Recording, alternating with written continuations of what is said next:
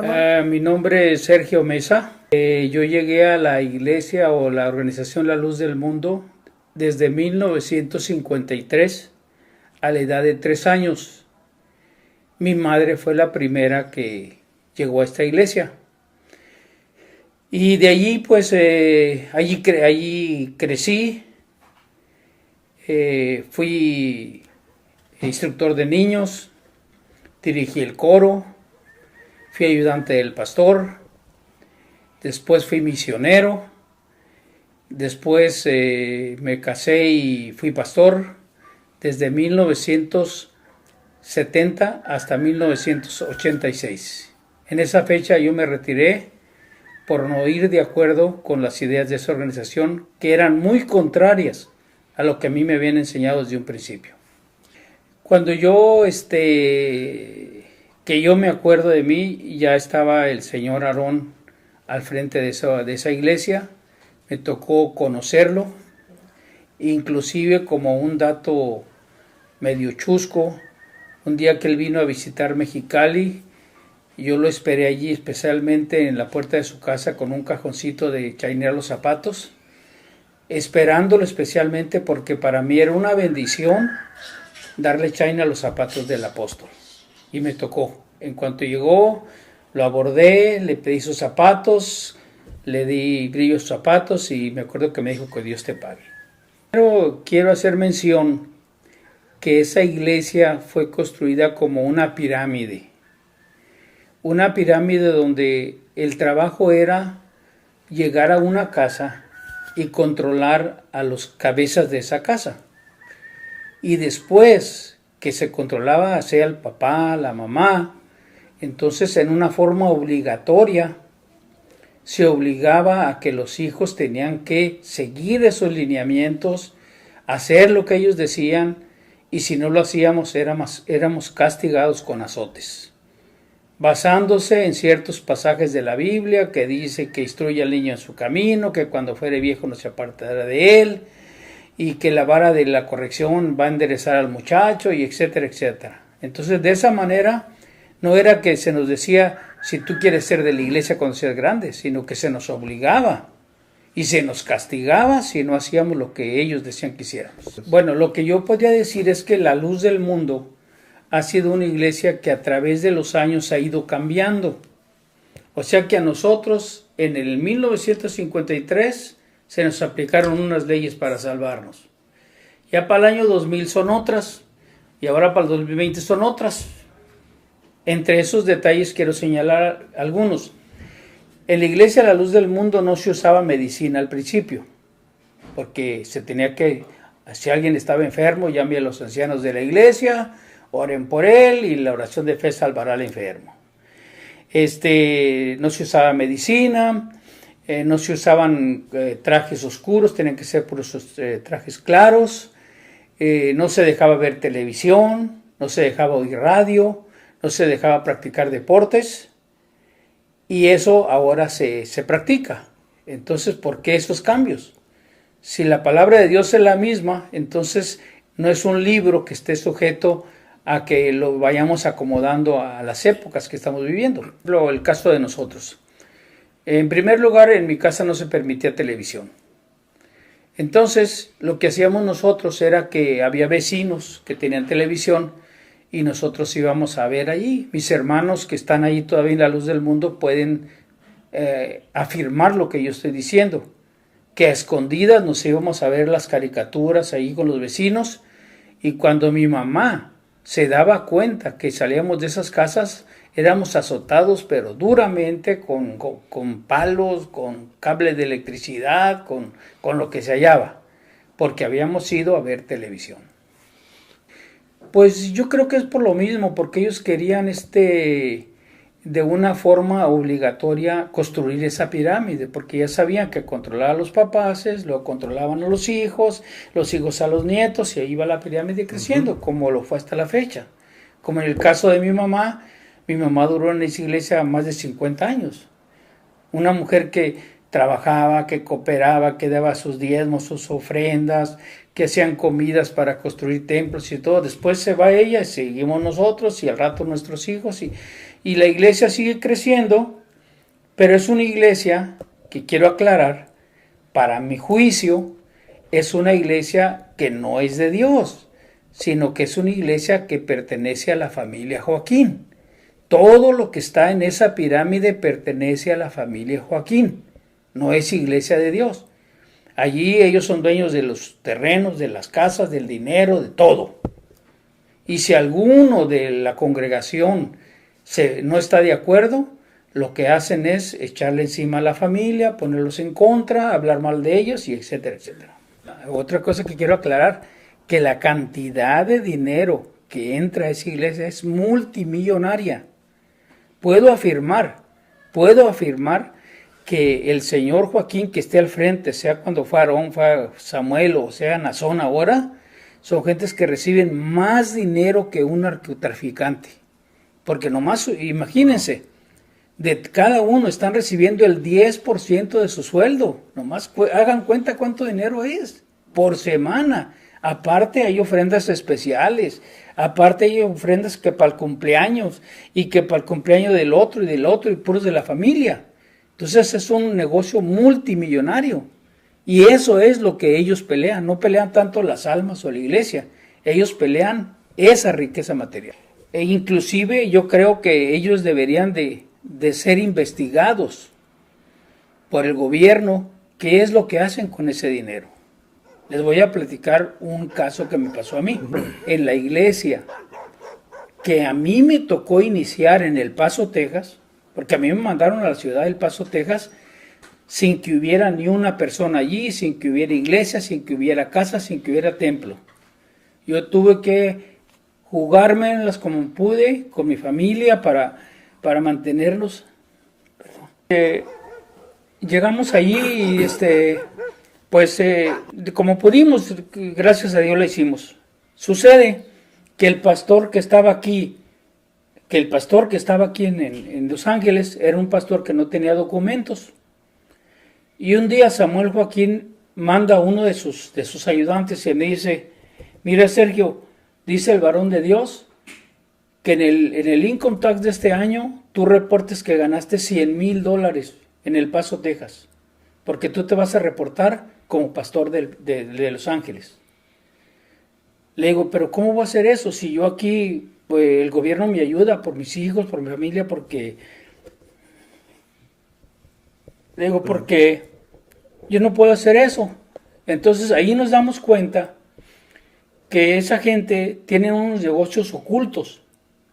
Entonces, ¿por qué querían hacer eso? Porque el pastor que estaba aquí no tenía documentos y querían que yo me echara la responsabilidad de que como que yo era el pastor de Los Ángeles. Prestanombres. Sí, prestanombres. Ahora, ¿cuánta gente lo harán? Entonces, ellos no dan recibos. No quieren que se dé recibos y lo consideran hasta una falta y inclusive la gente no lo hace porque consideran que es un pecado. Cuando íbamos nosotros como pastores a las reuniones en Guadalajara, porque son de sus reuniones, la encomienda que teníamos todos los pastores era de llevar las ofrendas en dólares, en efectivo. Entonces nosotros buscábamos la forma de cambiar dólares o como sea, porque teníamos que llevar la ofrenda en dólares. O sea, el apóstol quería todo en dólares. Y así lo hacíamos. Pero era... Ahora, una cosa que nos pasó también, media chusca también. Una vez en el cumpleaños de Samuel Joaquín, hicieron una caja como de...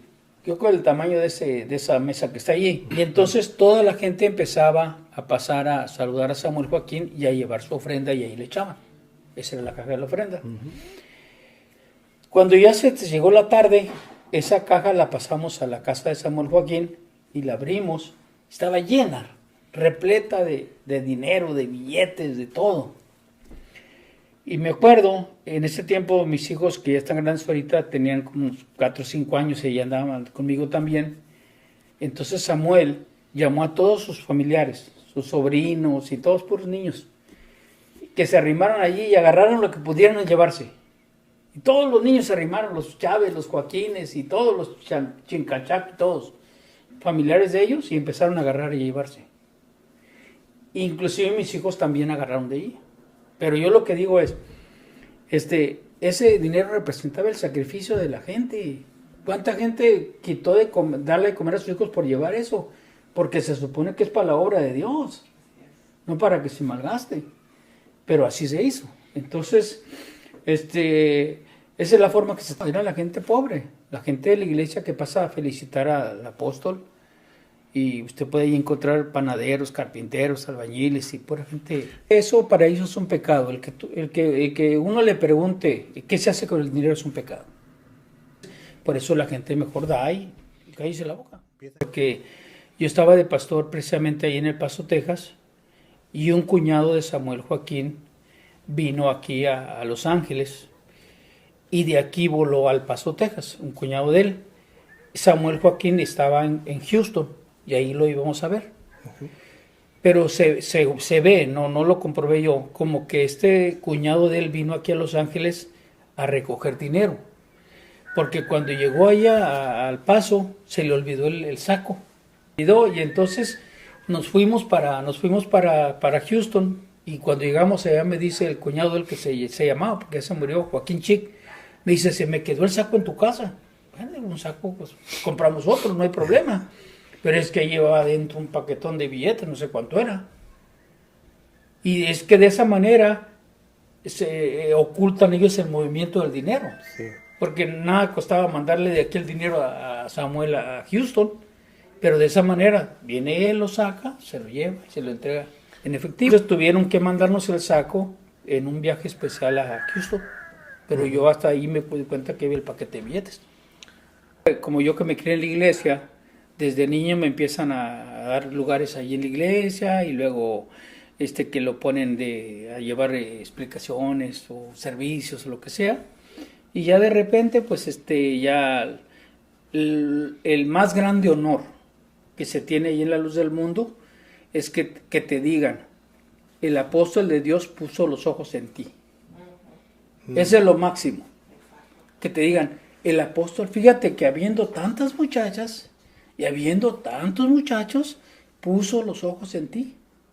Entonces, cuando me dicen a mí, el apóstol de Dios puso los ojos en ti para que le ayudes en la obra, pues yo me creí que me había sacado cuando a mí me mandaron, porque yo estudié en México y yo quería trabajar, hacer una vida normal, y había muchos que andaban alrededor del pastor ahí, dije, pues a ellos los van a mandar de pastores, porque yo no quería, a mí no me gustaba. Y entonces, un domingo, dice el pastor, vamos a orar para poner en las manos de Dios a un hermano que vamos a mandar a Ensenada. Ensenada era un lugar que apenas había 2 gentes, no había iglesia. Ahorita está un templo, no allí, pero a mí me tocó comprar esos terrenos. Yo fui y les conseguí un bloque entero porque se haga la iglesia allí. Okay. Bueno, se para el pastor y dice, vamos a poner en las manos de Dios a un hermano que vamos a mandar mañana a Ensenada, porque ahí también se enseña que tiene que obedecer. Uh-huh. Porque si no obedece, está desobedeciendo a Dios. Entonces, yo estaba en el coro cuando dicen, pásale hermano Sergio allá al frente para orar por él. ¿Cómo que yo? Si a mí ni me han preguntado. Pues ni modo, tengo que obedecer. Pues eso fue el domingo, para el lunes ya me llevaron para Ensenada. Y me dejan allí sin dinero, sin casa, sin nada. Y mi casa ahí fue un carro viejo donde dormía. Y un hermano que nos prestaba un cuartito ahí para hacer oraciones. Un hermano. Yo recuerdo a mi papi que iba a visitarme. Ajá, visitarme. Ajá, exactamente. El papá de mí me visitaba. Entonces, allí un muchacho joven también que se llama Armando Pérez, que todavía es pastor allí. Él era más chico que yo y se quedó conmigo para que no me quedara yo solo. Y dormíamos en un carro viejo. Y de allí en el día salíamos a visitar gentes y un señor nos prestó un cuartito, empezamos a hacer cultos. Total que como al año, pues empezaron a abrir unas colonias y allá agarramos una colonia entera, una cuadra entera para la iglesia, y es donde está el templo ahorita ahí en Ensenada, la provincia que está ahí. Entonces, ya para entonces, al año que yo fui misionero allí, yo llegué allí, más o menos como en mayo del 78. Fui ahí, tenía 18 años.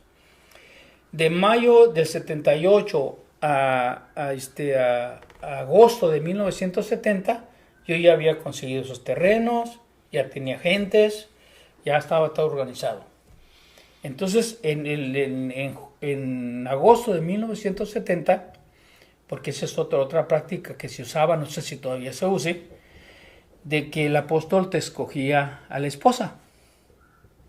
Ese es otro punto, pero ahora mi pregunta es esta. ¿Por qué el apóstol no le escoge las esposas a sus hijos? Punto. Si es una revelación divina, si Dios le inspira a que me busque a mi esposa, ¿por qué no se le busca a sus hijos? Ahora, otra cosa, antes que se me olvide. Todo pastor tenía prohibido comprar una casita en Guadalajara para cuando iba a las reuniones. Prohibidísimo. Que porque el siervo de Dios no debe tener nada.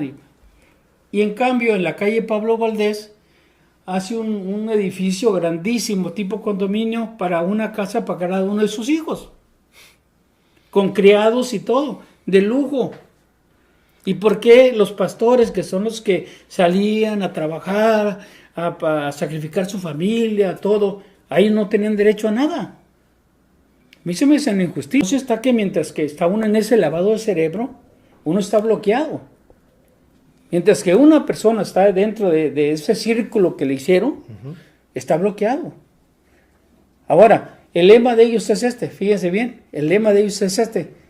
Si tú vas a ver algo que sea contra lo que tú crees, tres cosas. Estás ciego, estás sordo y estás mudo. ¿Qué quiere decir? Que él está bloqueado. Si no vas a oír, si no vas a ver, si no vas a opinar nada, entonces estás bloqueado. Y es lo que pasaba. Entonces, según mi edad, mi juventud, yo pensaba que estaba haciendo lo máximo. Sí. Entonces, fíjese otra cosa. Llegando el mes de agosto, vuelve a lo mismo. La bendición que tuve, según, en ese tiempo, que el apóstol me llamó a su casa. ¿Qué distinción? Me llamó a su casa y llamó también a la que fue mi esposa. Sin yo haberla conocido, sin nunca habernos visto ni nada. Y ella dice, ¿sabe qué? Que Dios me ha inspirado, que tú te cases con él y tú te cases con ella. Eso fue un jueves en la tarde. De ahí no la volví a ver hasta el templo el domingo en mediodía. Ya somos esposos y somos pastores. Eso quiero aclarar, que no se me está pagando nada. Yo lo estoy hablando porque me gustaría y sería muy feliz con que alguno de mi familia que todavía esté ahí abriera los ojos, se diera cuenta del error en que viven, en el engaño en que están y no quieren darse cuenta. Que una de las armas más poderosas que tiene la luz del mundo contra los que nos retiramos de esa organización es poner a la familia en contra. Y hay mucha gente que está dentro de esa organización que no se sale por ese miedo, porque luego le dicen, si te sales, ya no vas a tener papá, no vas a tener mamá, no vas a tener hermanos, no vas a tener hijos, y mucha gente mejor se quedan callados. Pero ese es el arma que a ellos les ha funcionado hasta ahorita, poner en contra de la familia. Pues yo creo que es un trabajo, pues no digo que imposible, pero sí es un trabajo muy, muy duro porque por lo que nos han enseñado, que nos han dicho que es la única iglesia, el único apóstol, el único que tiene las llaves del reino de los cielos. No sé si eso ya se lo han comentado otros, que dicen que él tiene las llaves del reino de los cielos, y al que le cierra entra y el que no es. Pues tal vez con las cosas que están aconteciendo lleguen a ver la realidad. Bueno, todo empezó en San Pedro de las Colonias, en Coahuila. Eusebio Joaquín, que era el nombre verdadero de Aarón, él era militar y ahí estaba encuartelado en ese lugar con su esposa Elisa. Allá por el año de 1926, una señora llamada Romanita de Valenzuela, que pertenecía a la Iglesia Apostólica aquí en Estados Unidos, fue a San Pedro de las Colonias y empezó a evangelizar a la señora Elisa. Y la invitó a sus cultos y se hizo de ese grupo, y después invitaron a Eusebio, que también se hizo de ese grupo. Y estando ellos como miembros en ese grupo, donde el pastor parece que se llamaba Saulo, dice, es cuando, según contaba Aarón, que vio una noche que estaba él dormido y que el techo de la casa se abrió y que vio el cielo abierto y que muchas estrellas que formaban un nombre que decía Aarón, y que él no entendía, y que después oyó que y Aarón será tu nombre, y hará notorio tu nombre por todo el mundo y serás bendición, y que el próximo, según contaba él, que le decía la voz, el próximo jueves quiero que salgas, y él fue y le platicó al hermano Saulo, que era su pastor, y el hermano Saulo, según cuentan, le dijo, pues si así crees que Dios te llama, pues vete. Pero una cosa importante es que Aarón no creía en el bautismo en el nombre del Padre, del Hijo y del Espíritu Santo, y a él así lo habían bautizado. Él creía nomás en el bautismo en el nombre de Jesucristo. Después de que él anduvo predicando, se dio cuenta que lo habían bautizado en ese nombre, en el nombre del Padre y del Espíritu Santo, y entonces siempre acomodan todas las cosas, y entonces dice que en ese tiempo recibió una revelación como la que recibió San Saulo de Tarso cuando le dice, ahora pues, ¿por qué te detienes? Levántate, bautízate y lava tus pecados invocando mi nombre. O sea, tomando las palabras que le dijo Jesucristo a San Pablo. De ahí se bautiza a él y luego bautiza a sus pastores y ya bautizan a los demás. Primero fue bautizado en el nombre del Padre, del Hijo y del Espíritu Santo, y después en el nombre de Jesucristo. Ya en el nombre de Jesucristo se bautizó él solo. Hay mucha contradicción porque si dicen, agarran ese texto, ¿verdad? Antes que te formases en el vientre te conocí, y antes que naciese te santifiqué y te di por profeta a las naciones. Pero, pues me imagino que si fueron bautizados, tuvieron que tener pecado. Pero si yo lo que vuelvo a aclarar otra vez, si era una doctrina revelada, ¿por qué ha ido cambie? Si entonces ahorita le da una revelación Dios, hagan esto, y luego a los 10 años, siempre no, ahora hagan esto otro. Entonces a usted lo sacrificaron por unas cosas y sin agraviar el presente. Todos tenemos televisión. Y en aquel tiempo era un pecado de muerte. Ahora, estaba prohibido los árboles de Navidad, las luces de Navidad. Todo eso estaba prohibido, los regalos, todo eso es prohibido. Entonces, ¿por qué ahora sí lo hacen?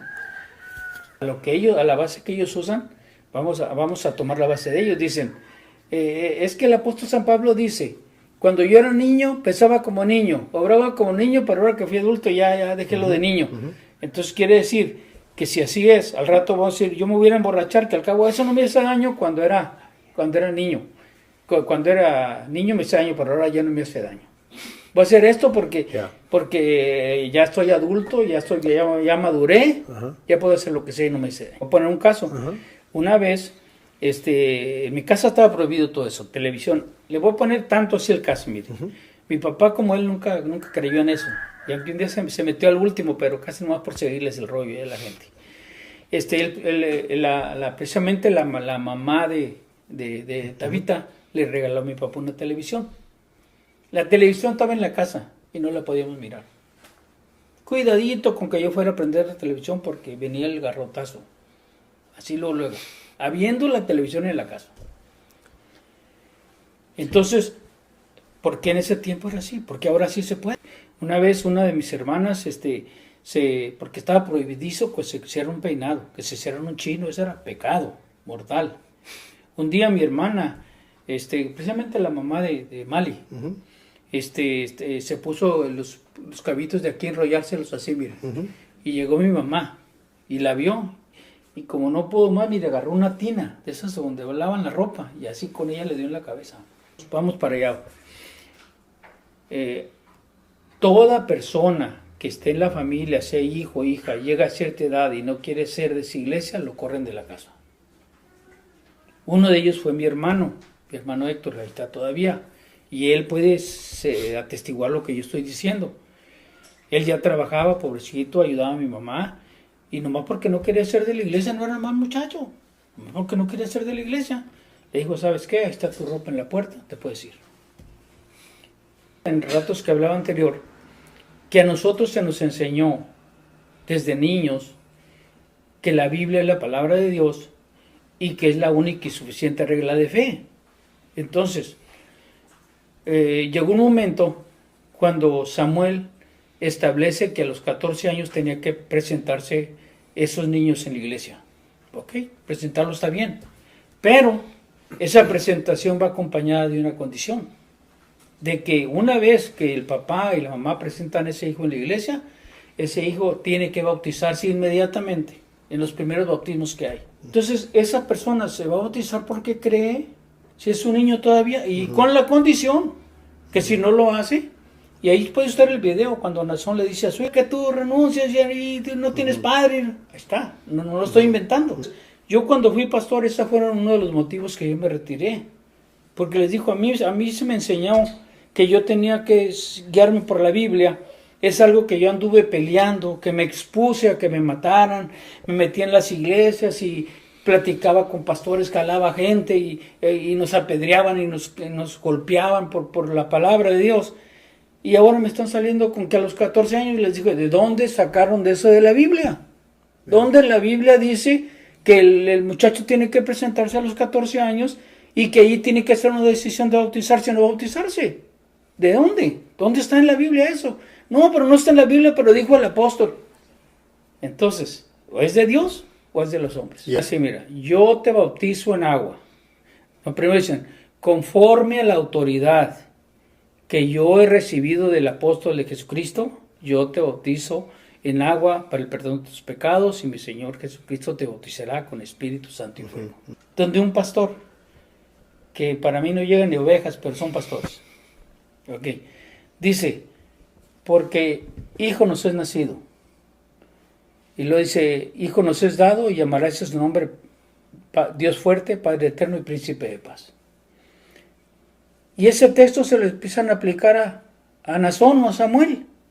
Si ese texto es para Jesucristo, eso no es para ellos. ¿Pero por qué se lo aplican? No, y todos digan, amén, gloria al Señor. Pues están fanatizados. Como ese texto que dice, mi amado es blanco y rubio, señalado entre 10,000, y su cabeza es como el oro, y su esplendor es como el sol. Se refiere a Jesucristo. Todo solamente por eso me salí. Porque yo no podía estar aceptando esas ideas, esos reglamentos, cuando yo sabía que iban en contra. Para empezar, yo a mis hijos nunca los presenté a los 14 años. Y era pastor. Y yo nunca los presenté. Y todos los pastores, no, porque el apóstol dijo, pues hagan ustedes, si ustedes quieren. Pero yo veo que no está bien. A mí muéstrame en la Biblia que a los 14 años hay que presentarse a los niños, yo lo llevo. Pero no está. Y así como eso, hay muchas otras cosas más. Sí. Por ejemplo, mire, uno de los puntos claves, fuertes que usábamos nosotros, cuando nos metíamos a las otras iglesias, era de que en las otras iglesias se predicaba por un salario. O sea que un pastor tiene un salario. Y nosotros agarramos el texto de Jesucristo. Dice Jesucristo, yo soy el buen pastor su vida da por las ovejas. Y el asalariado, que no es el pastor, que no tiene cuidado de las ovejas, ve que el lobo viene y las deja. Porque él lo que busca es su salario. Entonces nosotros nos metíamos a las otras iglesias y le decíamos, ¿su pastor tiene salario? Pues que sí, pues está mal.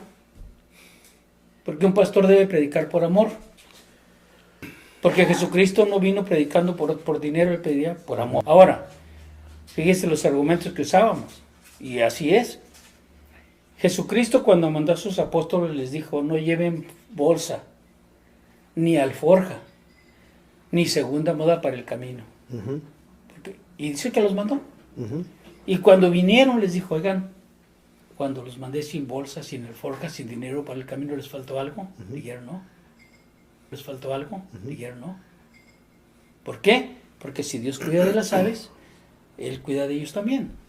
Y yo se lo puedo decir por experiencia, porque yo estuve en lugares donde no había nada. Posiblemente Daniel también lo puede decir. Porque nos fuimos enviados a lugares donde no había nada y no nos morimos de hambre. porque no faltaba un corazón ahí, pero no porque uno, hermano, que necesito dinero, mándenme un salario, porque nosotros andamos trabajando por amor. Cuando yo empecé de pastor, nosotros recogíamos todo el dinero de la iglesia. Y de ese dinero que recogíamos, usábamos para comer, para vestir, si es que había, si es que había. Y lo que sobraba se lo mandábamos a Samuel.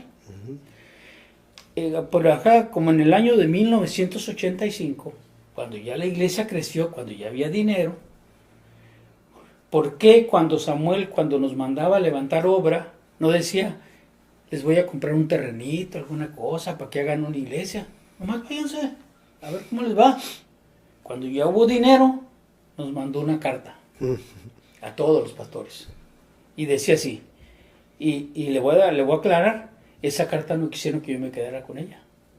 Porque ya notaban desde ese tiempo que yo no estaba muy de acuerdo. Sino que mandaron a un pastor que me la leyera y se la llevara. Y en esa carta decía yo, Samuel Joaquín, apóstol de Jesucristo, les quiero decir que Dios me ha bendecido en abundancia, ya tengo para vivir lo suficiente todo el resto de mi vida. Y Dios me ha inspirado que de aquí en adelante ya las ofrendas no las va a recoger el pastor. Dijo, ahora se va a hacer una caja con llave, se van a nombrar 3 personas de la iglesia que son los que van a encargarse de agarrar ese dinero cada semana, hacer un reporte y me lo van a estar mandando a mí. Ese dinero contado se lo van a entregar al pastor, pero el pastor tiene la obligación de cada mes reportarme a mí lo que le dieron y lo voy a comparar con lo que me mandaron sus hermanos. Si no sale de acuerdo es que se está robando el dinero. Ahora, ¿por qué? Pero fíjese una cosa, dice, y no lo hago por mí. Así dijo, no lo hago por mí, yo ya tengo.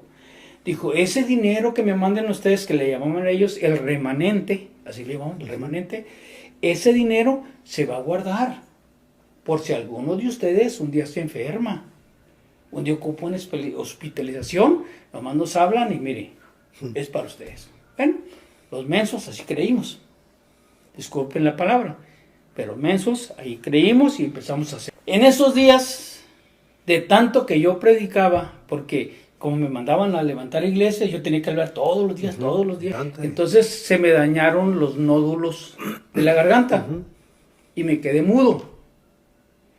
Entonces le mandamos a avisar a Samuel, que había dicho que ese dinero era para cuando ocupáramos.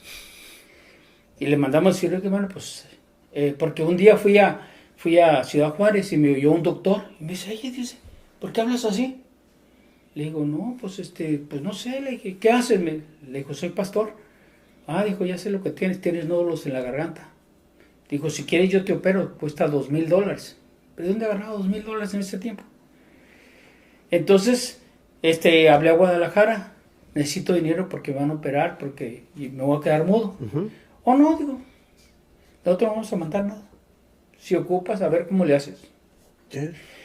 Pero, pues como volvemos al tema otra vez, cuando uno es sincero y trabaja sinceramente, un día fui a un consultorio donde trabajaba un hermano y trabajaba con un doctor ahí en El Paso, Texas, y ese doctor me oyó y me dice, oiga, ¿por qué habla así su pastor? Le dijo al hermano.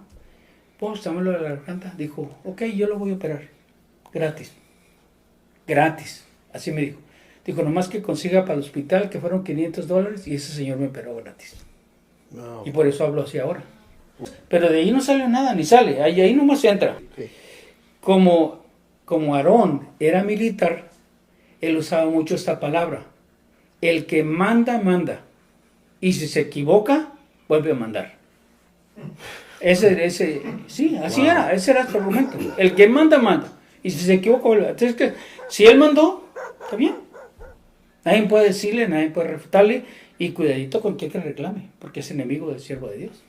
Fíjense una cosa, yo les platico esto a mis familiares, es muy diferente que ustedes sean miembros de banca, que nomás van a la iglesia, oran, cantan, se van a su casa, cuando uno está en ese círculo, cuando está viendo cómo se mueven las cosas, cuando esos pastores en reuniones en sus casas, con sus familiares, entre ellos hablan, oye, esto no está bien, y esto no está bien tampoco. pero no lo pueden decir en público. Mira, la mayoría de pastores que hay allí no tienen oficio ni beneficio. Y se lo puedo comprobar. Puros albañiles, puros carpinteros, puros panaderos, puros que no saben hacer nada, que muchas veces hasta Samuel se burlaba de ellos. Les decía, el día que yo lo siente aquí en Guadalajara se mueren de hambre. Así le dijo a un compañero mío que lo recogió allí y no tenían que trabajar y se puso a vender zapatos y todos se reían de él. Porque pues ahí cuando menos tienen para su trajecito y su corbatita y etcétera, etcétera. Mi lema era este. La Biblia dice, a la ley y al testimonio. Y el que no hable conforme al escrito es que no le ha amanecido. Y eso dice la Biblia, no lo digo yo. Entonces, si esa gente lo que habla no está conforme al escrito, es que no les ha amanecido. Están en tinieblas todavía. Y ahora otra cosa. Si las demás iglesias son falsas, que es lo que nosotros enseñábamos, que nomás la luz del mundo era buena, ¿por qué andan tomando los cantos de ellos? Mire, ese canto que dice, al gran profeta rindamos honores, fue ordenado por Cristo Jesús, al restaurar la verdad a los hombres y enseñar a los pueblos. Ese canto es de los mormones. Ese canto es de los mormones, ellos lo cantaban a José Smith, pero es de los mormones. Wow. Ellos son los que lo cantaban en el coro ese bonito que tienen los mormones, se lo cantaban a José. Y así, casi todos los cantos que están en el himnario son de otras iglesias. Yeah. De Wow. la Apostólica, Asamblea de Dios, de mormones, de todos. Okay. Esos puntos, ellos lo guardan al estilo político, en secreto. Nadie sabe de qué se murió. Nadie sabe de qué se murió Samuel, saben que tenía cáncer y eso, pero nadie, que usted oficialmente digan un boletín que diga falleció el día fulano o de esto. Creo que ahí es importante ver, porque ellos siempre contaban con un registro civil, amparados por el gobierno, en la misma provincia, para que ellos pudieran registrar las causas de muertes que ellos quisieran. Así que no... Sí, eso como dice Daniel. Por ejemplo, miren, en el caso mío se cometió otra infracción porque mi ex era ciudadana americana. Ella no se podía casar en México. Pero el juez de registro civil era hermano. Ajá. Y como dijo el apóstol, pues casarlos. Así nomás. Pero legalmente no se puede hacer eso, porque ella ocupa una carta del gobierno de Estados Unidos. Wow. Okay. Oye, y cuando los casan también incondicional, no siguen la ley de la tierra, porque ni siquiera saben con quién se van a casar hasta que los llaman el nombre ahí. So, no se casan en la iglesia y después al mes, 2, 3 meses, 4 meses, los van a casar por civil. Sí, porque no pueden casarlos antes, porque, por ejemplo, yo fui, en el caso mío, fui el tercer grupo de incondicionales. Primero fue Pablo Gutiérrez, que es el papá del muchacho que habla en nombre de la iglesia. Ese es papá de él o abuelo, no sé. Fue el primero. Eso fue en el 68. Luego en el 1969 fue casado David Venegas y Pedro Moreno. Y en el 70 fui casado yo y Roberto Almenda. También por órdenes de... Wow. Ahora, eso causó problemas con los pastores viejos. Porque los pastores viejos decían, bueno, ¿por qué le llamas incondicionales a ellos? ¿Y nosotros qué somos? Si vamos a donde tú nos mandas, hacemos lo que tú dices. ¿Por qué esos son incondicionales y nosotros no? Digo porque yo platicaba con pastores viejos. De los meros grandes de la iglesia, fueron mis amigos. Yeah. Ahí estaba Ignacio Castañeda, Antonio Adán, José Chávez. Ahora, volviendo a ese tema, ahorita que me acuerdo. Una vez hablando con José Chávez, para que vea cómo está el negocio ahí. José Chávez, no sé si usted lo ha oído mencionar. Creo que sí. José Chávez era el esposo de una de las hijas de Aarón, pues María Joaquín.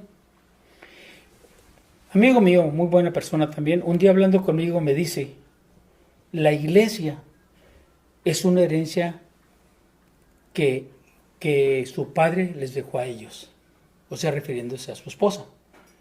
Entonces, si él es un pastor de los grandes, de los doctores de la ley, ¿de dónde se está basando para decir que el apóstol les dio una herencia a sus hijos, la iglesia, si la iglesia no es de él?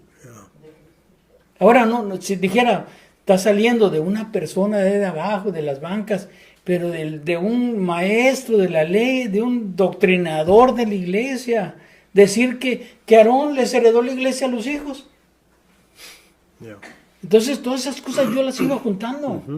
Todas esas cosas que yo iba viviendo en el transcurso de este tiempo, yo las iba contando. Bueno, aquí dijo esto, aquí pasó lo otro. Entonces, ¿dónde está la iglesia de Dios? Otro caso que me tocó también con Samuel. Y parece chisme, pero es verdad. Una vez fuimos a Ciudad Juárez. Yo era el chofer de él. Ahí en Ciudad Juárez estaba de pastor un pastor que ya falleció también, que se llamaba José Aguilera. Entonces, había muchas iglesitas ahí en Ciudad Juárez. Y había una iglesita nuevecita. Y estábamos en el carro allí, y íbamos de salida. Y se acerca el pastor José Aguilera y le dice, hermano, allá está una iglesita chiquita que quieren conocerlo, quieren verlo. Está bien, hermano, le dice, está bien, hermano, vamos a tomarlo en cuenta. Nomás cerró la ventana, me quieren mandar, yo no sé para qué, porque no se lo dice en su cara. Porque detrás de él empieza a hablar. Yeah. Y sabe qué hizo de puro coraje. Pues se presentó ahí y dejó la iglesia grande sin nada. Nomás porque él decía. Y así es. Yeah. Son cosas que yo viví, que yo anduve allí. Yeah. Para entender todo esto. La iglesia, la luz del mundo, es un negocio familiar. Allí nadie puede intervenir. Allí no es como otras partes que lo que está allí es de la iglesia, la organización. Allí es de la familia. Toda la familia, Joaquín, son ricos. Tienen propiedades, negocios. ¿De dónde los han agarrado? ¿Quién se los ha dado? Entonces, esa iglesia es un negocio familiar. Entonces, esa iglesia nunca de los nunca va a haber otro que no sea Joaquín al frente de la iglesia. Nunca. Porque ellos no van a dejar que esas propiedades pasen a nombre de otra persona. Y es un negocio multimillonario. Entonces, cuando fallece Aarón, él con tiempo ya empezaba a preparar a los que estaban acercados a él y les decía, esas eran las palabras que él mencionaba, ¿podrá mi hijo Samuel con la carga de la iglesia? Y volví a insistir, ¿y podrá mi hijo con la carga de la iglesia? ¿Qué quiere decir eso? Que ya los estaba preparando.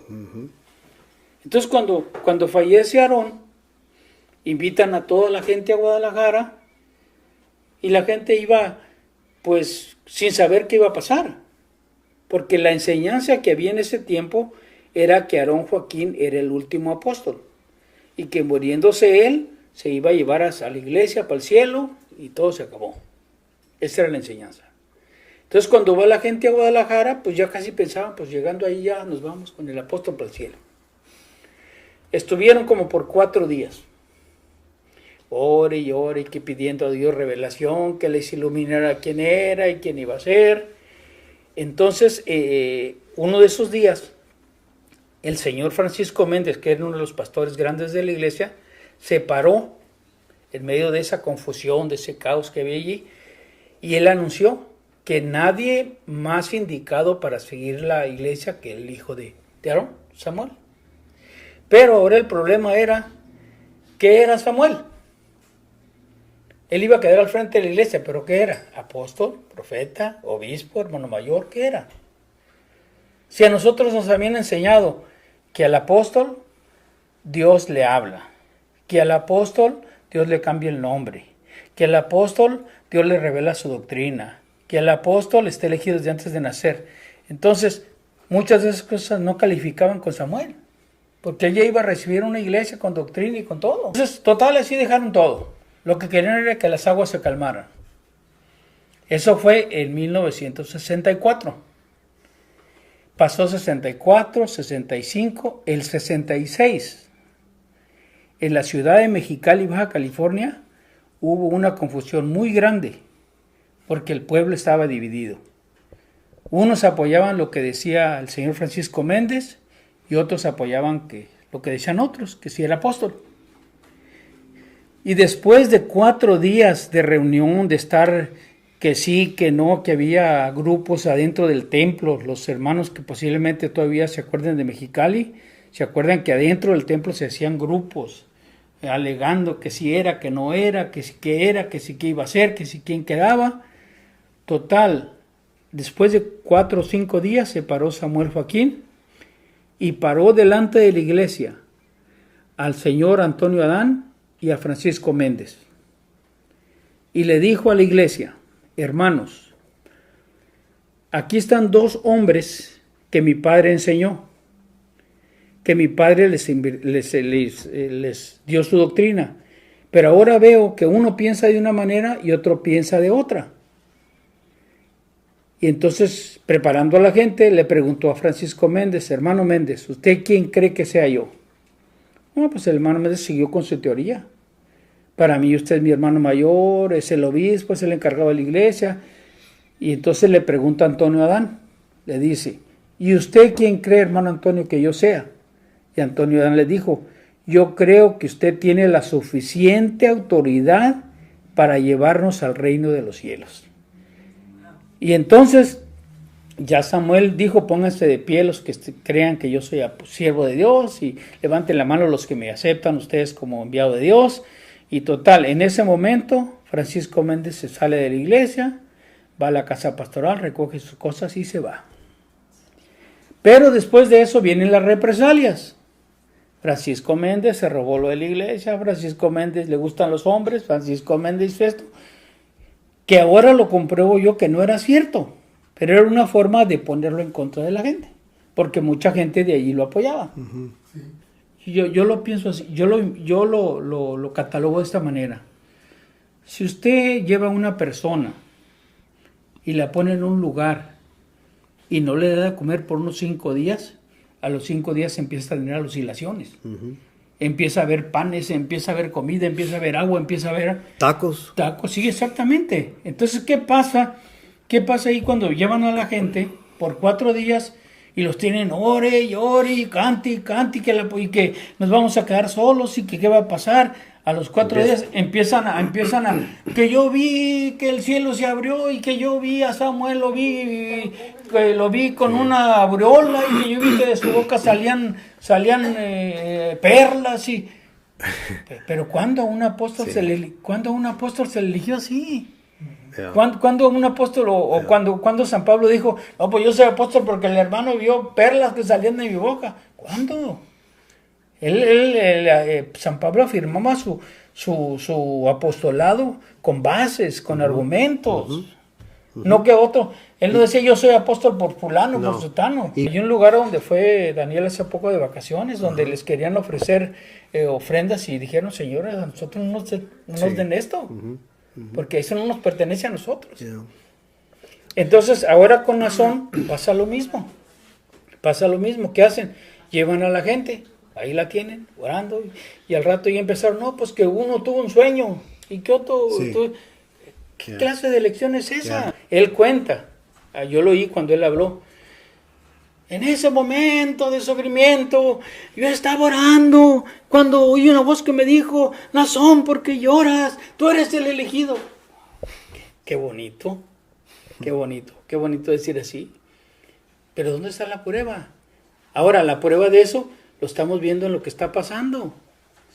Entonces, ¿se equivocó Dios con elegirlo? No. ¿Se equivocó Dios con ponerlo al frente de la iglesia? Ahí se ve claramente que esa elección no es de Dios. Quieren justificar lo que le está pasando a Nazón con lo que le pasó a Pablo, con lo que le pasó a Juan que fue desterrado a la isla de Patmos. Pero fíjense una cosa, la diferencia. Juan no fue desterrado a la isla de Patmos por pederastra o por cosas malas. Dice que él fue desterrado por la causa del evangelio. Por eso fue desterrado. Qué bueno que Nazón hubiera estado en la cárcel ahorita por causa del evangelio. ¡Qué bendición! Porque mismo la palabra de Dios dice: ninguno de vosotros sufra como borracho, como malhechor, o por meterse en negocios ajenos. Dice: porque si alguno sufre injustamente, dé gracias a Dios por eso. Entonces, Nazón no puede dar gracias a Dios porque él no está allí por la causa de Dios. Él cometió un delito y lo tiene que pagar.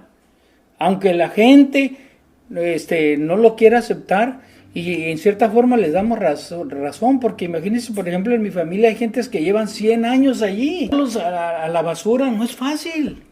Yeah. No es fácil.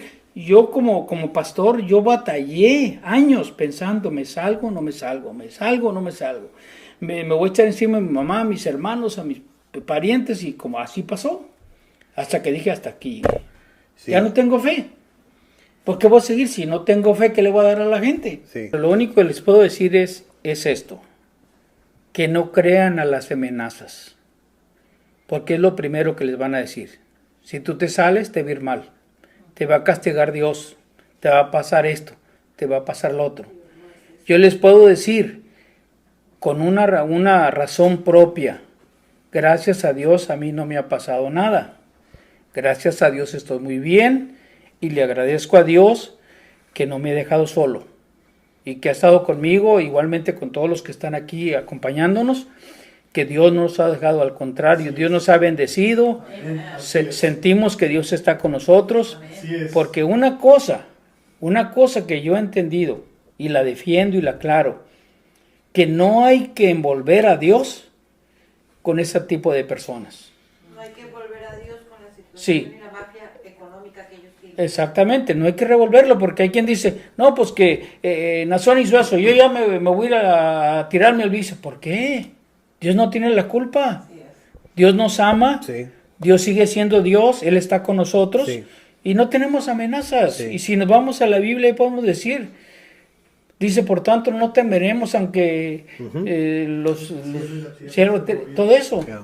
Entonces, ¿por qué vamos a tener temor? Yo se los digo a todos esos ex hermanos que están en ese grupo, que no tengan miedo. Al contrario, se van a sentir libres. Yo les puedo decir que el día que yo dejé esa organización, el día que yo dejé de ser pastor, sentí como que me había salido de una cárcel. Wow. Así me sentí. Y hasta la fecha me siento libre por la gracia de Dios. No digo que soy un santo ni que soy perfecto, pero me siento muy confiado, muy a gusto. Mi esposa puede decir, yo todos los días hago mi oración, le agradecemos a Dios por la comida, por el trabajo, por la salud, por los hijos. Inclusive oramos por esos que están allá adentro. Porque a nosotros Dios no nos ha enseñado a odiar. Dios Sí. no nos ha enseñado a odiar. Si ellos nos odian a nosotros, nosotros no. Nosotros los amamos y queremos que abran los ojos y queremos que abran la mente y que vean en la situación en que están. Por último, quiero decir, muchos dicen que Nazón está en la cárcel como Saulo y Silas, pero Saulo y Silas no estaban en la cárcel por andar haciendo cosas malas. Vean la Biblia, léanla, y ahí dice que había una mujer que adivinaba y que les daba mucha ganancia a los que la explotaban, y cada vez que pasaba Saulo y Silas se acercaba y les decía, esos son los siervos de Dios que anuncian el evangelio del reino de los cielos, hasta que los enfadó y Pablo reprende el mal espíritu y aquella señora ya no adivina y se les acabó el negocio y los meten a la cárcel. No era por causas malas, no era porque andaban haciendo cosas malas. En cambio, van a la cárcel. ¿Cuántos abogados ocupó San Pablo? ¿Cuántos buró de abogados? Búsquenme los mejores para que me saquen. No, ahí fue diferente. Ahí dice que Saulo y Silas cantaban himnos y a la medianoche un ángel vino y les abrió las puertas de la cárcel para que se salieran. ¿Ha hecho eso Nazón? ¿Por qué Nazón tiene que recurrir a los abogados? ¿Qué no tiene el abogado en el cielo? ¿Qué no tiene las llaves para abrir el reino de los cielos y no puede abrir la llave de la cárcel? Entonces, abran los ojos. No estamos inventando. Si ustedes, como hermanos de la luz del mundo, se basan en la Biblia, vean lo que dice la Biblia, léanla. Y ahí se van a dar cuenta que todo esto que estamos hablando ahorita es verdad y que lo que les están enseñando allí no es cierto. Ahora, otro detalle, los millones de dólares que le están sacando a la pobre gente para estar pagando a sus abogados. Entonces, si él es inocente y Dios es el que lo puso y el que lo defiende, pues que deje que Dios lo saque. Ahora, por último, quiero decir Si este video se ve, posiblemente haya gentes que me van a reconocer de quienes yo fui pastor en la ciudad de Houston, en San Antonio, Texas, en Reynosa, Tamaulipas, en Ciudad Juárez, Santa María, California, Ensenada, Baja California, o en Mexicali, que fui miembro mucho tiempo. Pueden reconocerme y piensen en lo que les digo. Y ustedes juzguen si estoy bien o estoy mal.